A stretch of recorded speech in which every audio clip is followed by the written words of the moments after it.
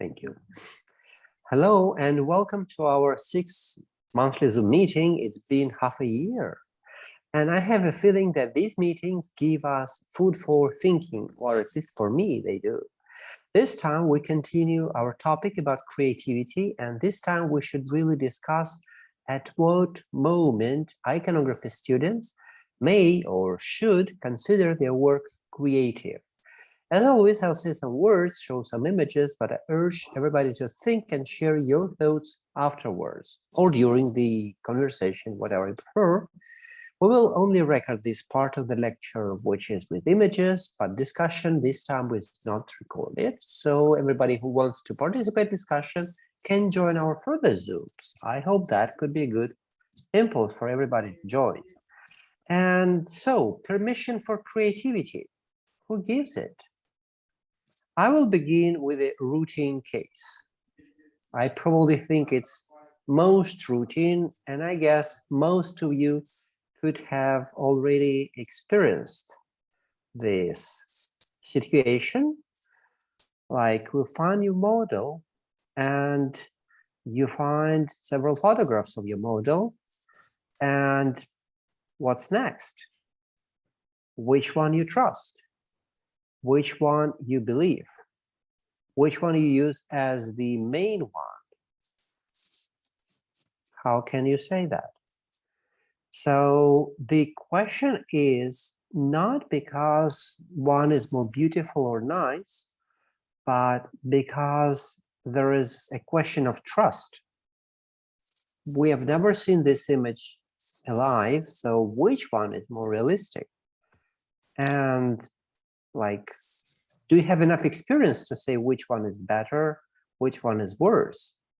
Because if you'd have seen it, if you had seen it somewhere, you would probably remember your impression or rely on your own photographs or somehow decide on base on both. But in case if you have both images from some book, you think, I rather take the red, which is brighter, or more modest red. I rather take the yellow, which is, I don't know, darker, or brighter red, white or yellow or whatever. And a couple of years ago, I had a different situation. I found an activity with a blue mountain. I was, I don't know, thrilled. I loved this image. I was thinking how cool it could be to follow this model, but I really wanted to find what was the model. So what was a better resolution image? Because you see, this one is not really perfect. And I searched and searched to find what was the original. And at the end, I found it, but it had no blue in it. So when I found the original, I guess, again, it probably is not in best conditions. It is printed on stamps. I think it may be Romania, maybe some other Eastern European country, but yes, nothing blue on it. And which one should I believe in this case?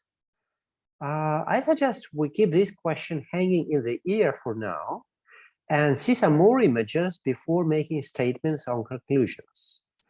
Because we can imagine we have a very clear model to follow, clear model, and you're doing your best to copy it, and that's normal routine job an iconographer can have, because iconographers of the past did the same.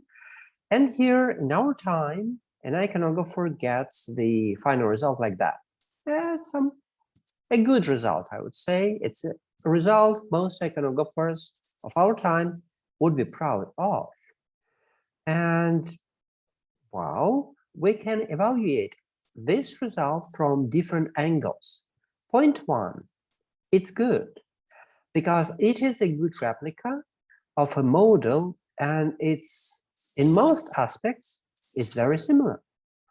So looks very much alike, and most priests, most clients will tell you, oh yes, you've done a good job. It's a good icon. So when I ordered you to paint from this model, that's what I meant. You did a good job. I'm taking it. Wow. The question would be, was there any space for creativity, or was there supposed to be any space for creativity? Because I'm not sure you need to be creative much about this image if you have everything clear, or you probably have to. I don't know. The role of the artist now is important, because in this case, your role is reduced to a role of a craftsman who replicates existing images. As we know, the difference between an artist and a craftsman is exactly this. The artist is searching for something what does not exist yet, and the craftsman reproduces an existing item. But if you are a student of iconography, you were taught a technique, but you are unsure how to be creative about this stunning and perfect model. I guess it's the moment when we start, I don't know, speaking about responsibility rather than creativity. Because every artist is a public figure and every image is a message. So if you are writing a message, you are thinking of delivering it somehow. And what you deliver depends not only on your model, which you had as a perfect thing, but on you, who is rendering your own version, your own replica, your own translation of this model. And it's you who chooses the right colors and their consistency, and it's you who may continue thinking further and wonder, will a copy of this angel be good for this place, for this congregation? Is it the best I can do to accomplish my mission as artist and iconographer for church? So these are very hard questions, and I think the only answer could be in taking responsibility of what you are doing from point of view of the function of the object you make. So you come to a store to buy some bread, and there is no bread of the type you used to buy. The salesman suggests you take another type similar to the one you usually take, which is still bread. And the bread, technically speaking, is given to satiate people. So your image should provide the same service as the old one. Technically, it has to work as instrument for spiritual contemplation and to perform the same mission. And the moment we understand this as professionals, we feel hundreds of doors are open because we can perform our work in hundreds and thousands of different ways, but at the same moment, we feel also responsibility to satiate the needs of people. Someone may say these are philosophical categories, and how all these talks are connected to creativity.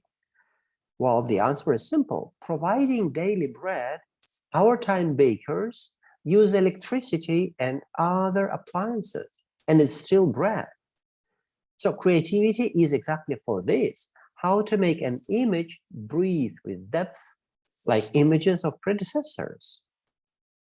How to make it function in the same way as they did, not technically, but visually. How to use electricity and other great achievements of our time, not to produce candy, but to produce real bread. How to become a co-worker with predecessors, to learn from them, and to think in the same direction, to have the same goals. That's creativity for iconographers. When you use your drawing, your colors, your composition, and your brushstrokes to accomplish certain tasks. And you are supposed or called or expected to enchant the beholder with the visual joy of your art, so the beholder can trust your message. You will not demonstrate how good are your drawings of plants or garments or something else. You will just share your discoveries. How stunning are the plants, but not narcissistic. Plants should be great, but not nice. Beautiful, but not lovely. They have to be good enough to be daily bread, daily visual bread, but they should not substitute what's the main part of the image. Fresh, new, rejoicing but obeying their mission, their role in the image. So in practice, creativity means finding the best possible cooperation of all colors, forms, shapes, and everything else, so that your image can become a convincing piece of visual poetry. It's an artist's statement, like any artwork is artist's statement. It can be more realistic, like here, or it can be slightly different, like here. But it can be an icon, or it can be done in some other way.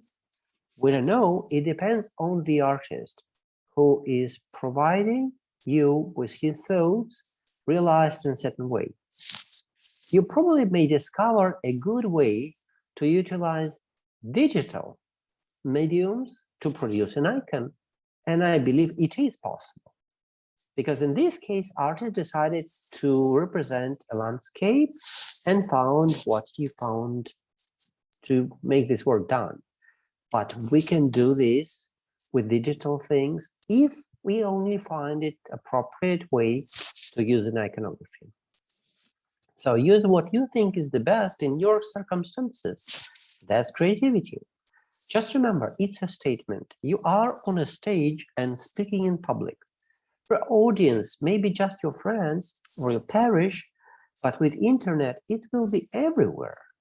And less important what kind of words you're using, but what you're willing to say is more important. What your statement is about. Something or nothing. That's it. Thank you very much. I stop my recording.